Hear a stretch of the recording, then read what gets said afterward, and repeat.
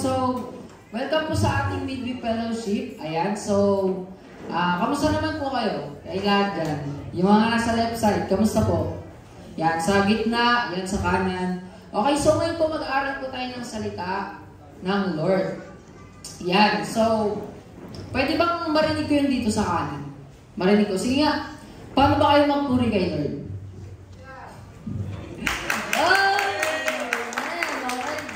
Naniniwala ako na mas malakas pa din yung nasa gitna. Okay? Kahit onti lang. Ayan o. Ito marami ito sa kaliwa eh. Feeling ko ito yung pinakamalakas. Sige nga. Okay po.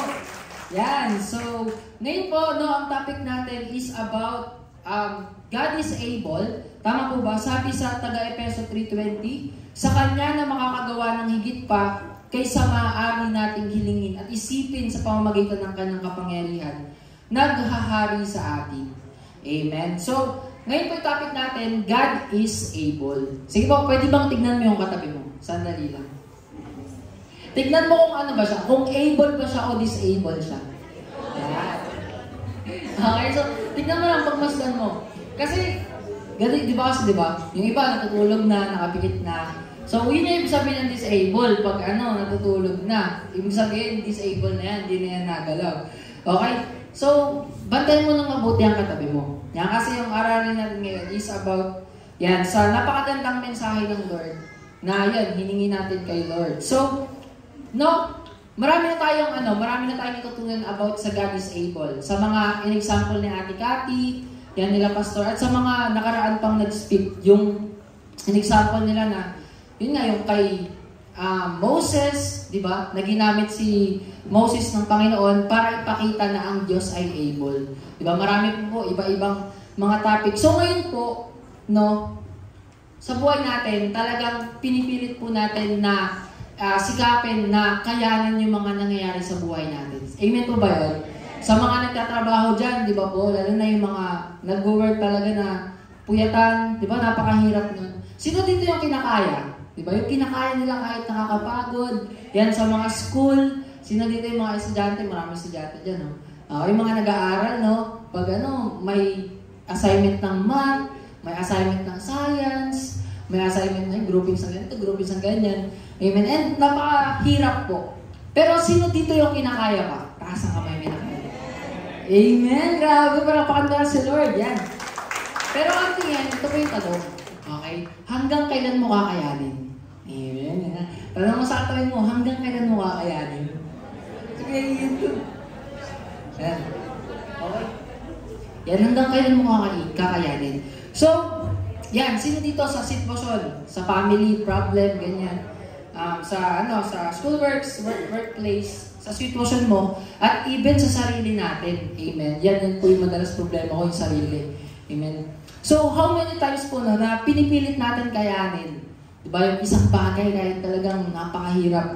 Pero eventually po, nagagawa natin. Amen. Pero, sino dito nakakaranas ng pagod? Amen. Lahat mo napapagod. Amen. Pero sabi sa Zechariah 4 verse 6, sabi dito, sa 6, sinabi sa akin ng anghel ang ipinapasabi ni Yahweh para kay Zerubbabel. Sabi dito, pinapasabi ni Yahweh na makapangyarihan sa lahat, ang tagumpay ay hindi makakamit sa pamamagitan ng lakas ng hukbo o sariling kapangyarihan, kundi sa pamamagitan lamang ng aking espiritu. Yan, amen po ba? Na talagang pinapatunayan dito, sabi po ng Lord, na it is not by your mind. Ibig sabihin, hindi dahil sa magaling ka, hindi dahil sa matalino ka, kundi dahil sa aking espiritu. Yan po yung sabi ng Lord. At sabi rin dito,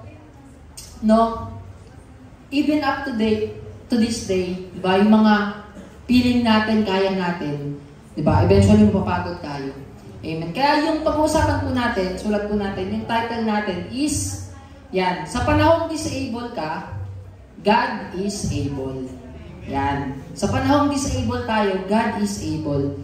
Okay, kaya ngayon po, pag-uusapan natin yung kwento ni Nebuchadnezzar. Yan. Okay, Kuya Aaron, may picture ka ba dyan? Kay Nebuchadnezzar. Yan, sinend ko kay Kuya Aaron. No. Yan. Yan, so, tingnan niyo po si Nebuchadnezzar. Sa tingin niyo po, ano po ba si Nebuchadnezzar? Ano po siya? Amen, hari. Okay, alam niyo po ba si Nebuchadnezzar, pag sinabing Nebuchadnezzar, isa siya sa mga tao sa Bible na enable. Amen. Able po si Nebuchadnezzar. Kasi po, sabi po dito, no, si Nebuchadnezzar ay naging king of Babylon noong 605 BCE. Yan, nang ang kanyang tatay ay pumanaw. Pinalitan niya yon si Nebuchadnezzar. So alam niyo po ba na si Nebuchadnezzar sobrang makapangyarihan ng tao? Amen. Kaya, kung sasabihin, ba't disable? Di ba si Nebuchadnezzar? Hari ito eh. Amen. Si Nebuchadnezzar ay napakamakapangyarihang hari. Amen. Alam niyo po ba, grabe si Nebuchadnezzar, yung character niya sa Bible, sobrang sobrang lala niya po talaga. Sobrang grabe siya, pag nag-utos siya, kailangan gagawin talaga. Kaya mababasa po natin yan sa Daniel chapter 1, verse 1 to 4. Yan, kayo. Sabi po dito, in the 3rd year of the reign of Jehoiakim, king of Judah, Nebuchadnezzar, king of Babylon, came to Jerusalem and besieged it. Ibig sabihin po ng besiege, sinakop po ni Nebuchadnezzar ang Jerusalem. Okay? Jerusalem po. King of Judah, his had, along with some of the articles from the temple of God, this he carried off to the temple of his God in Babylon and put in the treasure house of his God. Sa 3 po, then king ordered Aspinas, chief of his court officials, to bring into the king's service some of the Israelites. Yan. So, ang ginawa po ni Nebuchadnezzar, sinakop niya po yung bayan ng Jerusalem, then nag-utos siya na kumuha ng mga tao doon. At ito po yung requirements po ni Nebuchadnezzar. Sabi po sa 4, young men without any physical defect. Yan. So, walang problema sa katawan. Okay po? Walang depekto. Perfect. Yan. Handsome. Pogi daw. Grabe din yung katuloy mo. Yari ka, baka ikaw na yung target ni Nebuchadnezzar next time. Okay? Showing aptitude for every kind of learning. Ibig sabihin daw po, ina-apply niya agad yung mga natutunan niya. At well-informed, quick to understand, and qualified to serve in the king's palace. So, ang napili po dito ni Nebuchadnezzar, si Shadrach, Meshach, at Abednego, at si Daniel. Ayan, silang 4 po yung napili. So, alam niyo po, si Nebuchadnezzar, sobrang makapangyarihan niya po. Okay, sobrang able niya. Pero ang problema kay Nebuchadnezzar, ano po? Tingin niyo. Ano po yung problema ni Nebuchadnezzar? Yung pagiging able po niya, galing lang sa sarili niya. Amen po. Tingnan natin, no? Yung minsan tayo, di ba, mas able, piling natin sarili natin, kaya ko na to. Yan. Hindi ko na to, kailangan. So, ganyan po talaga ako. Ako yung tinuturuan. So, malalaman natin na si Haring Nebuchadnezzar, sobrang makapangyarihan niya. Amen. Kaya niya na, sobrang, sabi nga po na ni-search ko po, na si Nebuchadnezzar, isa po siya na nagtatag ng Babylonian when it comes to economic and cultural growth. Tapos, napakalakas po ng military nila. Yung hukbo nila sobrang lakas. Tapos,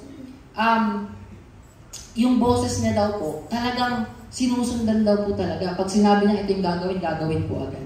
Amen. To the point na lahat, di ba, luluhod sa kanya. Kaya nga na nagpagawa siya ng ribulto, talagang sinamba talaga si Nebuchadnezzar eh.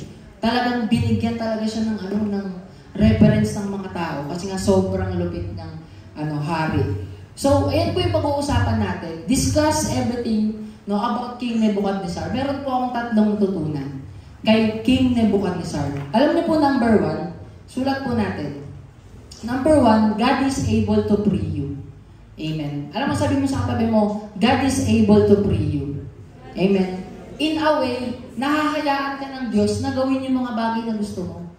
Amen. Nahahayaan tayo ng Diyos na, sige, punta ka dyan. Punta tayo dito, inuman, ganyan. Bisyo, sige, ganito. Yan. So, hahayaan tayo ng Diyos. Amen. Alam niyo po, ganun yung ginawa ni God kay Nebuchadnezzar. Alam niyo po ba na si Nebuchadnezzar, talagang, pinlano na pala ng Diyos sa kanya na, papalakasin siya, papatatagin yung hukbo niya, gagawin siyang malakas na bansa. Amen. Akala ni Nebuchadnezzar, siya yung may dahilan kung bakit malakas siya. Amen. Basahin po natin sa Jeremiah. Amen. Jeremiah 27, verse 1 to 8. Yan. Sabi po dyan, nang pasimula ng paghahari sa Huda ni Zedekias, sa anak ni Osias, sinabi ni Yahweh kay Jeremiah, ito po, sa 2, gumawa ka ng pamatok at lubid at ilagay mo sa iyong batok. Sa 3, pagkatapos magpadala ka ng mensahe sa mga hari ng Edom, Moab, Ammon, Tiro at Sidon sa pamamagitan ng kanilang mga sugo na ngayon ay nasa Jerusalem upang makipag-usap kay Haring Zedekias. Sabi sa 4, sabihin mo sa kanila na ganito ang ipinapasabi ni Yahweh. Yan. Ang makapangyarihan sa lahat, ang Diyos ng Israel sa kanilang mga hari. Ako ang lumikha sa lupa, sa mga tao at sa mga hayop na naroon sa pamamagitan ng aking kapangyarihan. Ibinibigay ko ito sa sinumang aking kinalulugdan. Sabi sa 6, ang lahat ng lupain ito'y ipinapasya ko kay Haring Nebuchadnezzar. Yan. So, ibig sabihin po si Lord, binigyan niya ng ng approval na sige, Nebuchadnezzar, maghahari ka, sige, lalakas ka. Okay? Ayan o, kay Haring Nebuchadnezzar ng Babylonia na aking lingkod, ibinigay ko rin ang mga hayop sa paraang upang maglingkod sa kanya. Grabe, kahit hayop daw, naglilingkod kay Nebuchadnezzar. Sabi sa 7, lahat ng bansay maglilingkod sa kanya. Amen? Sabi dito, sa kanyang mga anak, mga apo, hanggang sa bumagsak ang kanyang kaharian. Amen? Alam niyo po, si Lord, inalaw niya na si Nebuchadnezzar, sige, maghari ka. Sige, gawin mo yung mga bagay na gusto mo. Sige, magpagawa ka ng ibulto. Sige, magpagawa ka ng Diyos-Diyosan. Amen? Hanggang sa bumagsak ang kanyang kaharian. Alam niyo po, gano'n rin sa buhay natin. Diba? Minsan, to the point na hindi na natin nako-consider ang Diyos, ang nararamdaman ng Diyos. To the point na, sige Lord, mag-decide na ako sa sarili ko, kaya ko na to Lord. To the point na bahala na, diba? To the point na ayoko na, sige na, tama na. Alam niyo po, inaalaw pala ni Lord sa buhay natin yan. Amen. Sabi dito doon, hanggang bumagsak ang kaharian. Alam niyo po, may mga bagay na ginawa si Nebuchadnezzar na talagang hindi na talaga nagustuhan ng Lord. Amen. So, una pa lang, plano ng Diyos na palakasin niya si Nebuchadnezzar. Amen. Patatagin niya. Alam niyo po, ganun din tayo. Sabi sa mga ngaral 11-9, sabi doon, tayo mga kabataan, gawin mo lahat ng gusto mo habang bata ka ba. Amen. Pero tandaan mo yung kapalit ng bagay na ginagawa mo. Amen. So, ano po yung mga bagay na hinayaan ng Lord kay Nebuchadnezzar na gawin? Number 1, alam niyo po, pagsakop sa Jerusalem. Yan, sinakop niya yung Jerusalem kung saan kinuha na nga si Daniel, si Shadrach, si Meshach, Abednego. Yan, kinuha niya yung mga yan. Number 2, ano po, nagpagawa siya ng Diyos-Diyosan, di ba po? Tapos, winnership siya. Number 3, pinapatay niya pa yung mga lingkod ng Diyos, di ba po? Pinapunta sa pugon. Amen, pinapunta sa pugon. At sa number 4, hindi niya pinakinggan yung warning sa kanya ng Diyos. Amen. So, ganun po sa buhay natin. Amen. Minsan, may warning na ang Diyos. Minsan, may tinuturo na sa atin ng Panginoon. Pero tayo talagang, matigas ang ulo natin. Amen. Kaya, minsan, mas pinipili natin yung side natin, side ng mundo, side ng kapaligiran, di ba? Kesa po sa side ng Lord. Amen. Kaya, tingnan natin si Nebuchadnezzar. Sobrang, sobrang lakas niya na, naging mayabang na siya, naging palalo na siya, sobrang taas na ng tingin sa ng kanyang sarili, naging malupit na siya. Pero alam niyo po, hinayaan niya ng Diyos sa kanya. Amen. Kaya pala, hinayaan niya na masakop ang Jerusalem kasi dito po papasok si Daniel. Amen. Kasi Nebuchadnezzar, oo, hari siya. Amen. Kaya nang ipapatay ang lahat. Sobrang enable niya. Amen. Sobrang kaya niya lahat gawin. Pero nakalimutan niya na yung bagay na kaya niya, totoong kaya ng Diyos yun. Amen. Kaya akala niya, all throughout sa mga bagay na nagawa niya, na accomplish niya, kala niya sa kanya lahat. Amen. Kala niya, siya yung may dahilan kung bakit malakas yung bansang Babylonia. Siya yung may dahilan kung bakit dapat i-worship siya. Diba? Kaya dapat siya yung dahilan kasi may mga tao na lumuluhod sa kanya. Amen. At ganoon din po ang Lord sa atin. Diba? Talagang pinapatunayan dito na si Nebuchadnezzar, talagang parang naging tayo. Amen. Parang naging tayo kasi sinusunod natin nga yung sarili natin pong pananaw. Amen po. At yung number 2, amen, kung tingin natin, tayo si Nebuchadnezzar, no? Yung number 2 po natin, God is able to refine you. Amen. So, ayun na, sige na, sabihin na natin, nangyari na kay Nebuchadnezzar, lakas niya na, naging matapang na siya, naging ano na siya na yung pinakamalakas na hari sa buong daigdig. Amen. Pero, tama po ba yung ginawa niya? Amen. Yung pagiging free niya, yung pagiging binibigyan siya ng ability ng Panginoon, tama po ba yun? Na ginawa ni Nebuchadnezzar na para ipapatay yung mga lingkod ng Diyos, para gumawa ng bibulto, amen, para sumakop, di ba, ng bayan, amen. So, tama po ba yung decision niya? Amen. Tama po ba yung action ni Nebuchadnezzar? Amen. Basahin po natin sa Daniel 4 verse 4 to 18. Alam niyo po, God is able to refine you. Sino dito nagkakamali? Amen. Sino dito dumating sa time ng buhay na, Lord, mali ako, Lord. Ayoko na, Lord. Alis na ako ng church. Nagkamali ako. Sino po dito ganun? Amen. Sabihin mo sa katabi mo, si Nebuchadnezzar ka. Amen. Sabihin mo sa katabi mo, ikaw si Nebuchadnezzar. Amen. Number 2, God is able to refine you. Ito na po yung time na dumating si Daniel sa story na to. Sabi sa Daniel 4 verse 4 to 18, sabi dito, akong si Nebuchadnezzar ay panatag at masaganang namumuhay sa aking palasyo. Sabi sa 5, minsan nagkaroon ako ng isang nakakatakot na panaginip at mga sindak na pangitain habang natutulog. Sabi sa 6, kaya ipinatawag ko ang mga tagapayo ng Babylonia upang ipaliwanag sa akin ang panaginip na iyon. Sabi sa 7, dumating naman ang mga salamangkero, mga engkantador, mga astrologo at mga manghuhula. Sinabi ko sa kanila, ang aking panaginip, ngunit hindi nila maipaliwanag. Sabi sa 8, ang kahuli-hulihang alas niya, di ba, ay si Daniel. Okay, na pinangalanan kong Belteshazzar. Ayon sa pangalan ng aking Diyos, sapagkat sumasa kanya ang espiritu ng mga banal na Diyos at inilahad ko sa kanya ang aking panaginip. Ang sabi ko, sabi na ni Daniel, pinuno ng mga salamangkero, alam kong sumasa iyo ang espiritu ng mga banal na Diyos at alam mo ang lahat ng hiwaga. Ngayon, sasabihin ko sa iyo ang aking panaginip at ipapaliwanag mo ito sa akin. Sabi sa 10, ito ang panaginip ko. Habang ako'y natutulog, yan, basahin ko natin ito ng maigi. So, habang ako'y natutulog, yan, may isang napakataas na punong kahoy na nakatanim sa gitna ng daigdig. Sabi sa 11, tumaas ito hanggang sa langit, kaya kitang-kita ito ng buong daigdig. Sabi sa 12, madahon ang mga sanga nito at maraming bunga na maraming kainin ng lahat. Sumisilong sa ililim nito ang mga hayop at ang mga ibon naman ay namumugad sa kanyang mga sanga. Dito kumukuha ng pagkain ang lahat ng nilalang. Sabi po sa 13, nakita ko rin sa panaginip na bumaba mula sa langit ang isang anghel na nagbabantay. Sabi sa 14, sumigaw siya ng malakas. Yan. Okay, ibuwal ang punong kahoy na iyan. Amen. Putulin ang mga sanga, lagasin ang mga dahon at isabog ang mga bunga. Itaboy ang mga hayop na nakasilong dito, pati ang mga ibong namumungad sa mga sanga nito. Sabi sa 15, ngunit huwag gagalawin ang tuod at mga ugat nito. Tanikalaan ito ng bakal at tanso, bayaan ito sa damuhan, sa gitna ng parang bayaang mabasa ng hamog ng taong ito at manirahan sa parang kasama ng mga hayop at mga halaman. Amen po. Sabi sa 16, ang isip niya ipapalitan ng isip ng hayop sa loob ng 7 taon. Amen. So si Nebuchadnezzar, for 7 years, gagawin siyang isip hayop. Amen. Sino dito papayag maging isip hayop?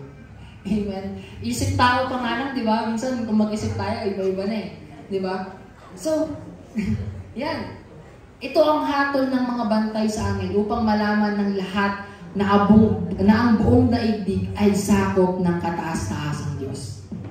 Amen. Sakop ng kataas-taasang Diyos. Sabi sa 18, no? Ito ang panaginip ko. Daniel, ipaliwanag mo ito sa akin. Ito hindi na ipaliwanag ng mga tagapayo ng Babylonia. Ngunit naniniwala akong kayang-kaya mo sapagkat sumasa iyo ang espiritu ng mga banal na Diyos. Alam niyo po, si Nebuchadnezzar, nagkaroon siya ng panaginip.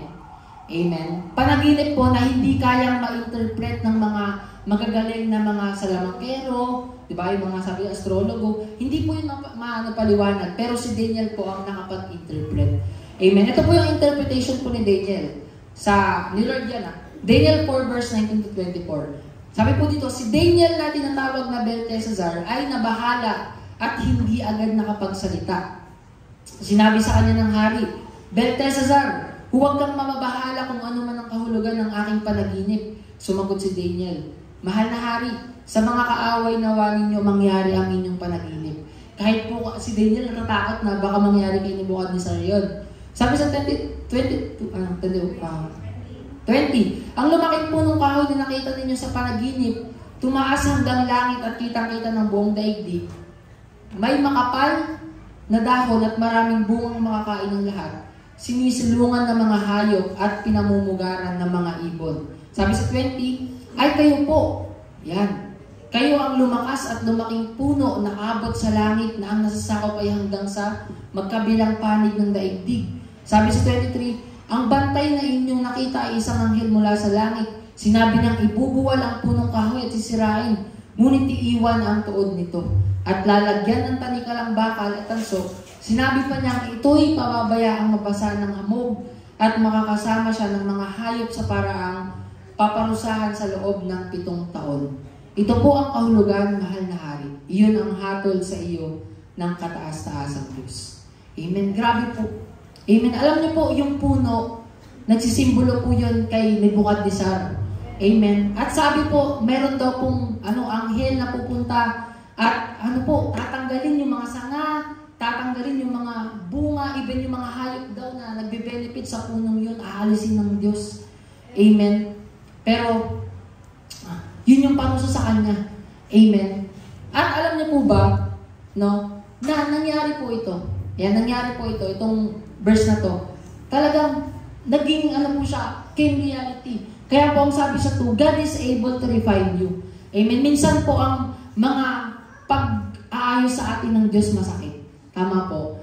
Diba? Katulad din ng Nebuchadnezzar. Even sabi dun yung mga sanga, even yung mga tao na nagbe-benefit sa'yo, aalisin ng Diyos. Amen. Yung mga alaga mo. Amen. Yung family mo. Amen. Even yung mga tao na mahal mo. Yun yung ginawa ka ni Nebuchadnezzar. Amen. Pansin natin yung puno po na walang buhay. Amen. Ganun po yung ginawa. Amen. Nangyari po yan sa reality. Amen. Bakit po siya nirefine ng Diyos? Amen. Kasi nga po, naging mataas po siya sa Panginoon. Diba? Iniisip niya na ako ang able, ako ang malakas, ako ang magaling. Amen. Pero alam niyo po, yung pag-refine na yan, nakakabuti po yan sa atin. Amen. Kaya pag tayo kino-correct, diba, masakit, pero yun yung way para matuto tayo. Amen. Katulad kay Nebuchadnezzar. Amen. Hindi niya ma-realize yung ginagawa niya. Kaya pinagawa sa kanya ni Daniel, no? Binigay yung interpretation, nalaman niya na itataboy siya ng Panginoon. Amen. Kung iisipin natin, no, yung hirap na daranasin ni Nebuchadnezzar, hari, titira siya sa wilderness for 7 years. Amen. Kaya po ba natin yun? Diba? Sino dito kaya tumira sa wilderness? Amen. Kasama mo ang mga unggoy, kasama mo ang mga hayop, yeah? Kasama mo yung mga ibang diba? Mahirap mabuhay, kakain ka ng kamote, kakain ka ng walang sinigang doon, walang adobo doon. Diba? Wala ring fried chicken doon. Amen. Merong native, diba, na manok. Yan. So, yun po yung ginawa niya ni Lord kay Nebuchadnezzar. O sige, dahil malakas ka. Sige nga, kung totoong hari ka, ipaparanas ko sa ito. At alam niyo po, nangyari po yun. It came to reality. Kasi si Nebuchadnezzar, pinayuhan na siya ni Daniel eh. Pero alam niyo po ginawa ni Nebuchadnezzar? Bahala ka. Amen. Ako ang hari. Ako ang malakas. Amen. Diba? Ako lang ang magaling. Amen. Kaya sabi po sa Daniel 4 verse 25 to 32, sabi sa 25, itataboy kayo sa paraang at doon kayo maninirahan kasama ng mga hayop, kakain kayo ng damo tulad ng baka, sa kaparangan kayo maninirahan at 7 taong paparusahan hanggang sa kilalanin ninyo ang kaharian ng tao ay nasa ilalim ng kapangyarihan ng kataas-taasang Diyos. Amen. Paulit-ulit na sinasabi yan kay Nebuchadnezzar. Kataas-taasang Diyos. Amen. Kasi all this time, nakatingin siya sa sarili niya. Amen. All this time, natitiwala siya sa sarili niya. All this time, kaya ko to. Diba? All this time, walang imposible sa sarili ko. Amen. Never siyang tumingin sa taas. Never man lang siya nagsabi ni Lord, nagtitiwala ako sa iyo. Amen. Never man lang siya nagsabi na, di ba, Lord, kailangan kita sa buhay ko. Amen. Kaya alam niyo sabi dito, no, sa 25, di ba, itataboy kayo sa paraang doon kayo maninirahan kasama ng mga hayop.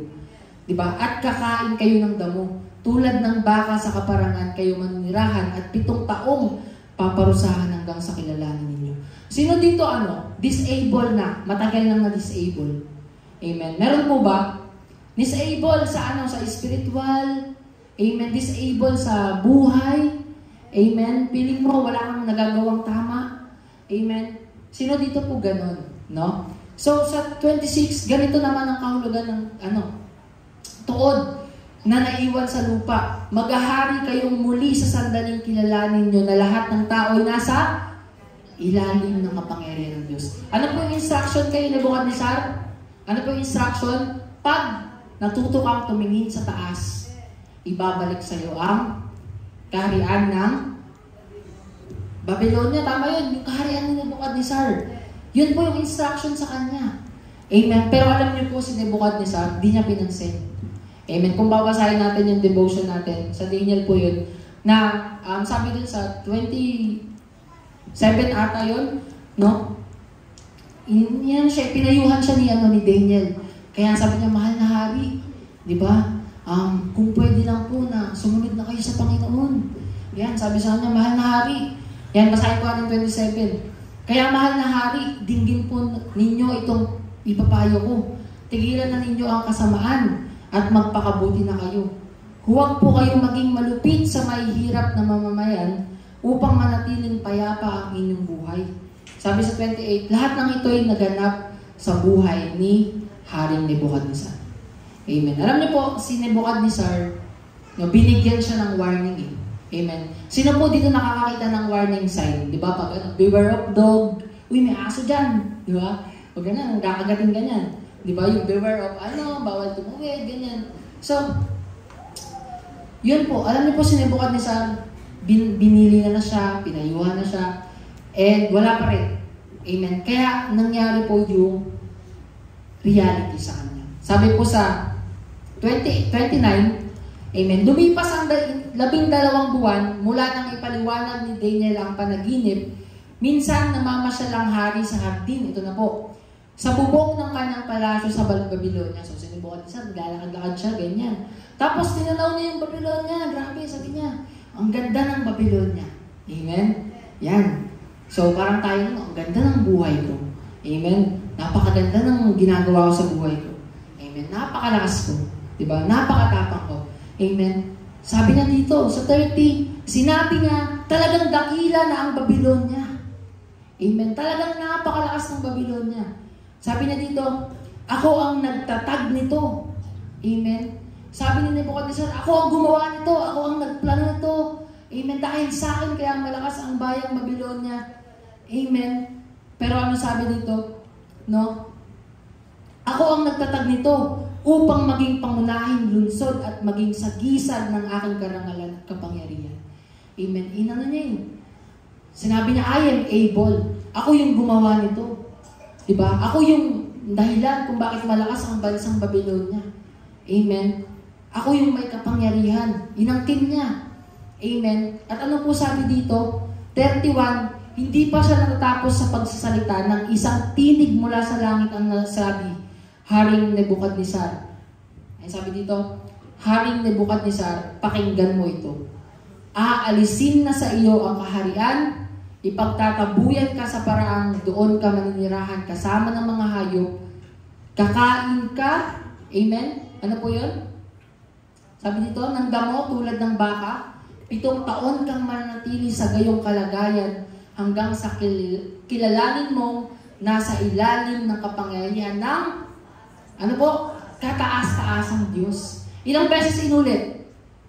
Ilan? Yung kataas-taasang Diyos. Di ba po? 3. Di ba? Sabi dito, ang kaharian ng mga tao at maaari niyang ibigay ito kanino man niyang naisip. Amen. Alam niyo po, sabi sa Daniel 4 verse 33, ito na po yung God is able to refine you. Daniel 4 verse 33, nangyari agad kay Nebuchadnezzar ang sinabi ng tinig. Itinaboy siya sa paraang kumain ng damo, tulad ng baka, nabasa siya ng hamog, humaba ang buhok niya na parang balahibo ng agila, at ang kuko ay naging tila kuko ng ibon. Amen. Grabe. Ang nangyari kay Nebukadnezar, di ba? Ang unang nangyari, binigyan siya ng kaisipang hayop. At ang nangyari, nandun siya sa wilderness for 7 years. Amen. At sabi doon, to the point na yung buhok daw niya, humaba na. Para na siya naging unggoy. Di ba po? At sabi daw po, yung kuko niya, parang naging kuko ng agila. Amen. Grabe. Kuya Aaron, pwede bang tingin ng picture kanina, yung nakadapa po siya? Yan. So, alam mo po, naging ganito si Nebukadnezar. Amen. Ang isang enable na tao, ginawang disable ng Diyos. Amen po. Ayan, naging ganyan siya. Yung kuko niya, naging mahabang parang agila. Yung buhok niya, humaba. Tapos, yung kaharian niya nasa likod. Ibig sabihin, wala na, tinanggal sa kanya yung kaharian. Amen. Yun po yung pag-refine ng Diyos sa kanya. For 7 years. Amen po. At alam niyo, dahil matigas ang ulo ni Nebukadnezar, akala niya kaya niya eh. Amen. Akala niya enable siya. Akala niya able siya. Pero hindi niya alam, di ba, sa isang iglap, kayang tanggalin ng Diyos yung mga bagay na meron ka. Amen. At alam niyo po, talagang totoo, sa buhay natin, talagang kayang tanggalin ng Diyos yung mga bagay na meron tayo. Amen. Pagpiling mo sa sarili mo, enable ka. Pagpiling mo sa sarili mo, you are strong enough, di ba? Para hindi pansinin ng Diyos. Amen. Pagpiling natin sa sarili natin na kaya natin. Alam mo, darating sa time, gagawin kang disable ng Diyos. Amen. Aalisin ng Diyos yung mga bagay na akala mo laging nasa iyo. Amen. Kaya, ayun po, alam niyo po, talagang grabe. Binigyan siya ng kaisipang panghayop for 7 years. Pero alam niyo po, isa lang yung hinihingi ng Diyos sa kanya. Amen. Ano po yun? Ano po yun sa tingin niyo? Magpakumbaba. Amen. Yun lang yung hinihingi ng Diyos sa kanya. Amen. At sabi ng Diyos sa kanya, ibabalik ko sa iyo yung kaharian mo. Amen. Sino dito ganun? Yung piling niya, 3 months, 4 months na siyang nagiging disabled. Amen. Baka meron pong problema sa atin, no? Baka meron kailangang i-refine ng Diyos sa buhay natin. Amen po. At alam niyo po yung number 3, di ba? Ito yung number 3. No? Number 3 na, sabi dito, yung number 3 po natin, ang number 1 natin, God is able to free you. Ang Lord, bibigyan ka niya ng pagkakataon, sige, gawin mong lahat ng bagay na gusto mo. Gawin mo ang lahat ng bagay na makakapagpasaya sa iyo. Gawin mo ang lahat ng mga bagay na hindi ayon sa plano ko. Amen. Number 2, God is able to refine you. Pag nagkamali ka, alam niyo, andyan ang Diyos para i-refine ka ulit. Amen. Andyan ang Diyos para ayusin tayo ulit. Amen na. Andyan ang Diyos. Amen. Talagang hindi na tayo papabayaan sa buhay natin. Ayan.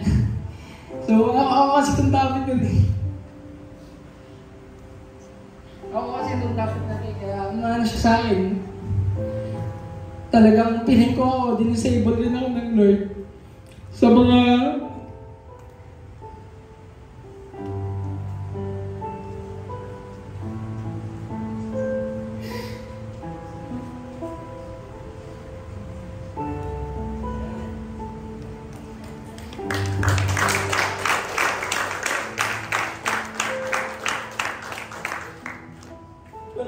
piling ko ako siya, Nebukadnezar.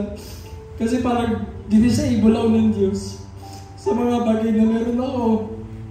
Sa cell group ko, sa lahat. Parang piling ko, tinanggalan ako ng Diyos ng ability. Kasi matagal na panahon hindi ako nagtatrust sa Kanya. Matagal na panahon na umaasa ako sa sarili ko. Kaya, naano ko itong topic nito, sabi ko, Lord, para sa akin ito.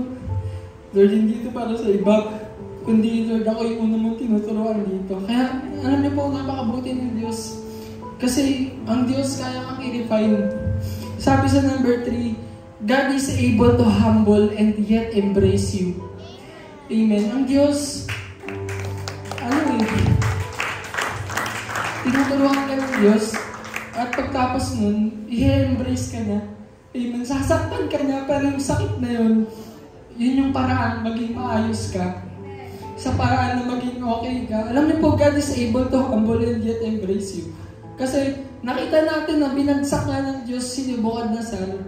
Pero inalis sa kanya lahat ng bagay na meron siya. Pero sabi po sa Daniel 4:15, sabi doon, di ba? Balik po natin yung verse kay Aaron. Sabi sa Daniel 4:15, he called in a loud voice, cut down the tree and trim off its branches. He stripped off its leaves and scattered birds from its branches. Sabi po sa 15, but let the stump and its fruits bound with iron and bronze. Alam niyo po, inalis ng Lord lahat sa kanya. Pero sabi yung ugat, yung tuhod, huwag mong aalisin. Amen. Kasi po, ibig sabihin nun, tinuturuan lang po si Nebuchadnezzar at may chance pa po siyang bumangon ulit. Amen. Maaaring yung time po na yun, yung 7 years na yun, that is a learning season for him. No? Na sa paraan na, na matuluan ka. Amen. Pero sabi ng Diyos, di ba, let the stump and its roots, yung ugat, huwag mong aalisin. Amen. Ibig sabihin, kaya pa siyang tumayo ulit, bumangon ulit, mag-stand strong ulit. Amen. Alam mo, for a period of time, naging disabled po siya. Amen. Sa mga panahong disabled siya, doon niya nalaman na God is able. Amen po. Sa mga panahon na akala niya, kaya niya, pinangunawa sa kanya ng Lord na disabled. Kaya kitang gawing disabled. Amen. Kaya kitang gawing mahina. Amen. At pinatunayan ng Diyos. Alam niyo po, yung 7 years na yun yung refine na araw para sa kanya. Para siya, matuto siya sa buhay niya. Amen. Para siya, matutunan niya na hindi ako kundi ang Diyos ang malakas. Amen. Para matutunan niya na wala akong kakayanan kundi ang Diyos kaya. Amen po. Kaya sabi dito, no, kaya ulit siyang restore. Ano po yung hinihingi ng Diyos sa kanya? Amen. Sabi doon, kataas-taas ang Diyos. Kataas-taas ang Diyos. Amen po. Alam niyo po yung last verse natin. Sabi sa Daniel 4, verse 33 to 37. Sabi dito, at the end of that time, ay Nebuchadnezzar. Si Nebuchadnezzar po ang nagsasalita dito. Raise my eyes towards heaven. Amen po. Alam niyo po yung I raise my eyes toward heaven. Yun yung naging paraan para ibalik sa kanya ang Diyos ang lahat ng bagay na meron siya. Amen. Sabi ng Diyos, tumingin ka sa taas-taas ang Diyos, kataas-taas ang Diyos. At the moment na tinignan niya yung taas, tumingin siya sa taas, alam niyo po ano yung sabi dito? And my sanity was restored. Amen. The moment na tumingin siya sa taas, yung moment na nawala yung isip kabaliwan niya. Amen. Yung pagiging baliw niya, inalis ng Diyos sa kanya. Amen. The moment na pagtingin niya sa taas, naging maayos ulit yung kaisipan niya. Amen po. And my sanity was restored, sabi niya dito. Then I praised the Most High God. Amen.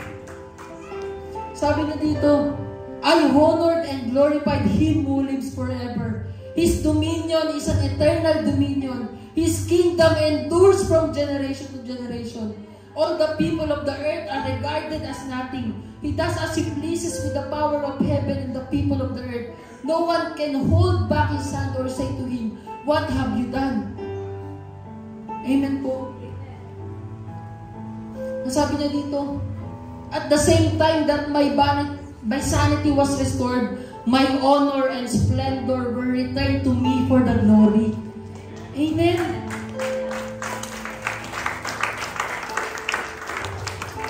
The moment na naniniwala ako sa Diyos na makapangyarihan sa lahat, the moment na sabi ko, Lord, sa iyo ako aasa, Lord, sa iyo ako magtitiwala.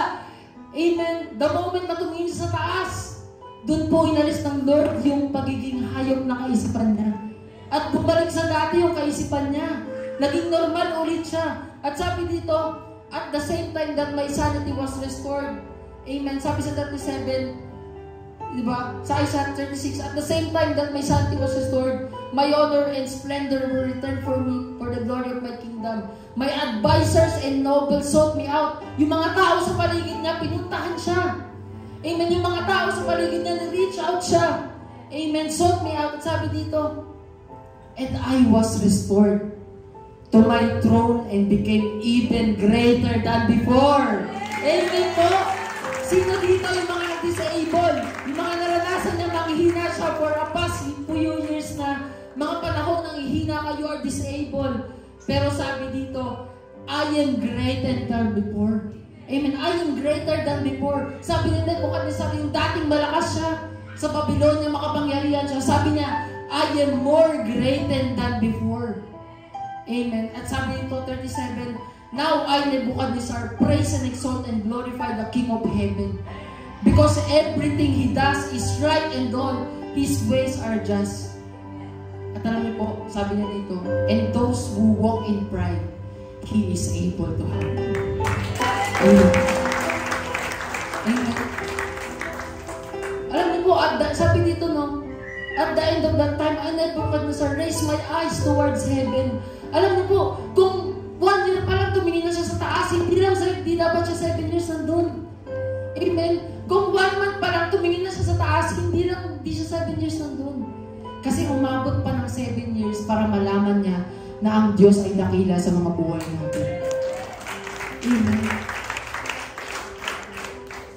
Kaya po napakaganda ng kwento ni Nebuchadnezzar. Alam niyo po, pag sinabing Nebuchadnezzar, ay, pangit yan. Kasi yung Nebuchadnezzar na yan, ano yan, masama yung tao. Pero alam niyo po ba si Nebuchadnezzar? Alam niyo po, pagtapos ng chapter 4 ng Daniel, hindi na po nakita si Nebuchadnezzar doon. At sabi na lang doon, pinalitan na si Nebuchadnezzar na hari. Alam niyo po, maraming theorist nagsasabi si Nebuchadnezzar daw pinatay, pinugutan ng ulo, kinuha ng ni Darius, kaya pumalit kay kay King of Nebuchadnezzar. Pero alam niyo po, para sa akin, sa ginawa ng kabutihan ng Diyos sa buhay niya, si Nebuchadnezzar naglingkod ng nagpapakumbaba. Amen. Para sa akin, si Nebuchadnezzar, binaba niya yung pagiging hari niya. Kasi alam niya yung hari sa heaven, yun yung dapat paglingkuran. Amen po. Kaya, ganun din sa buhay po natin. Amen. Sa panahong disabled ka, God is able. Amen po. Maaari po ba tayong tumayo lahat? At isipin natin yung mga panahon sa buhay natin na feeling mo disabled ka. Yung mga isipin mo sa buhay mo, yung mga panahon na feeling mo, God is teaching you, God wants you to be disabled. Kasi gusto niyang malaman mo na siya lang ang able sa iyong buhay. Hallelujah.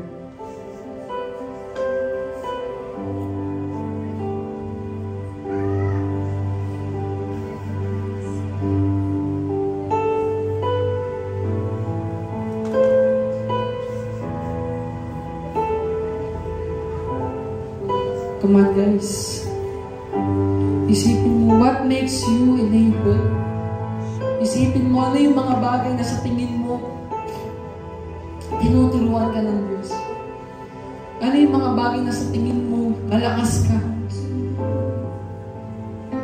God is telling you, I will refine you.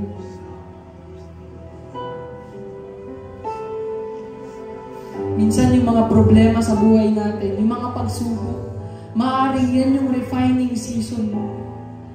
Maaaring naging mayabang ka sa harapan ng Diyos. Pero God is telling me, come to the altar.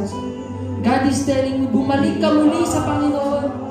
God is telling me, aminin mo sa sarili mo na hindi mo kaya. God is telling you na tumingin ka sa taas-taas. All this time, tinignan mo ang sarili mo na akala mo kaya mo pero hindi mo kaya. Kundi ang tanging may kaya lang, kundi ang Diyos sa makapangyarihan sa lahat.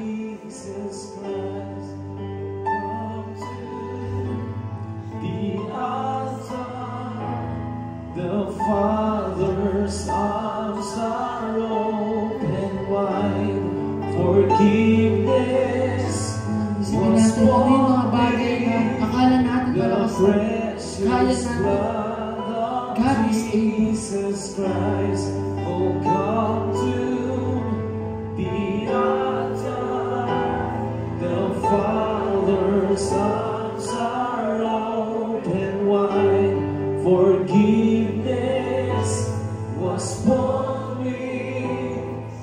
precious blood of Jesus Christ.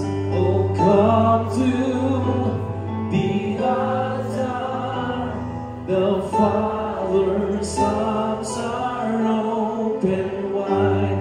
Forgiveness was bought with the precious blood of Jesus Christ. Lord, we pray, Panginoon, sa oras na ito, Lord, na taas namin. God, we pray, Panginoon, pinito kami sa season na yun, Panginoon. Lord, tulungan mo mga katulad ng yung bukad isa, Panginoon. Ipaunawa mo sa amin ang mga bagay na tinutulong sa amin. What a Savior, God, kahit magkamali ka, wonder, maaaring pumipili kami ng sarili namin. sing hallelujah, Christ is risen. Bow down before Him, for He is Lord of all. Sing hallelujah, Christ is risen. Oh, what a Savior, isn't He wonderful? Sing hallelujah, Christ is risen. Bow down before Him, for He is Lord of all. Sing hallelujah, Christ is risen. Oh, what a Savior, isn't He wonderful? Sing hallelujah, Christ is risen.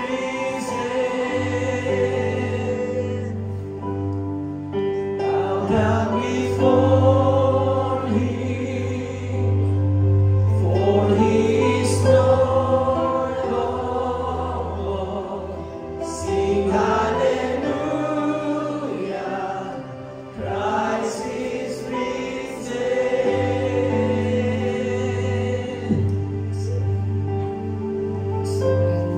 Lord, we pray, tulungan mo kami, Panginoon, na maging mapagkumbaba po kami, Panginoon, sa lahat, Lord, ng aming ginagawa.